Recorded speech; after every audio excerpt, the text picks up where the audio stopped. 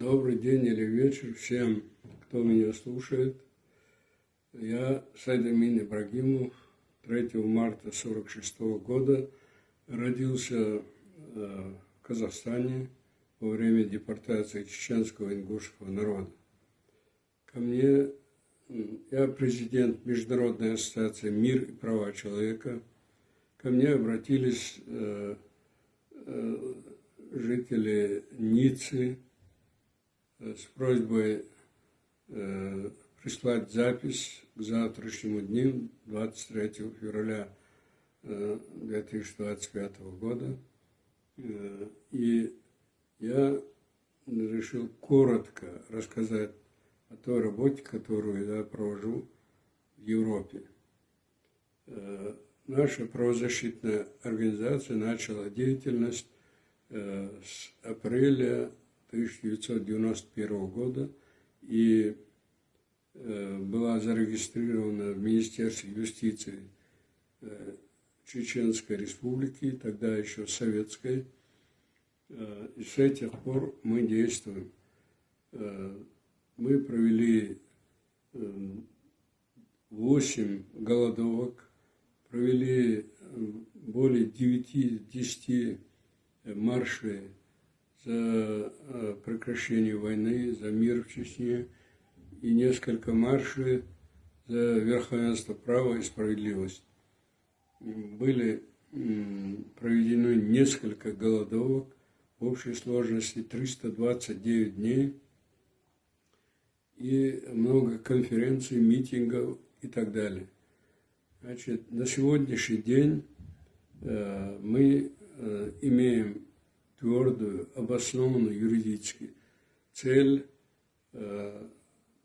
призвать международное сообщество, высокие международные организации, признать преступления России против чеченского народа, против Грузии, Украины, все преступления политических военных сил России во главе с Путиным.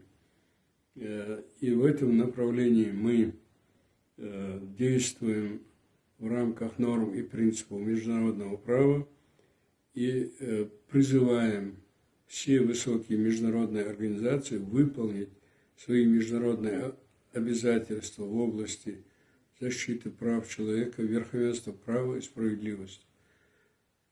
Таким образом, Россия, которая сегодня не признает нормы и принципы международного права, в очередной раз совершает преступление.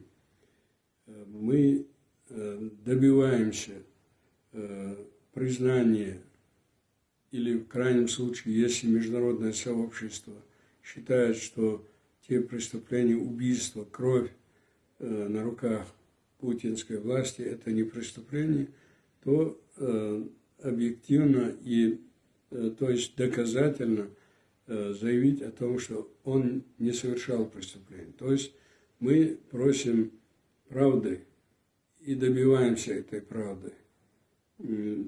Мы, старшее поколение, не хотим допустить, чтобы нынешние тяжелейшие проблемы нашего народа легли на плечи будущих поколений. Мы хотим, чтобы эти проблемы, эти вопросы решились сегодня. И на митинге, посвященном 81 году депортации чеченского и ингушского народа, мы требуем признать геноцид чеченского и ингушского народа.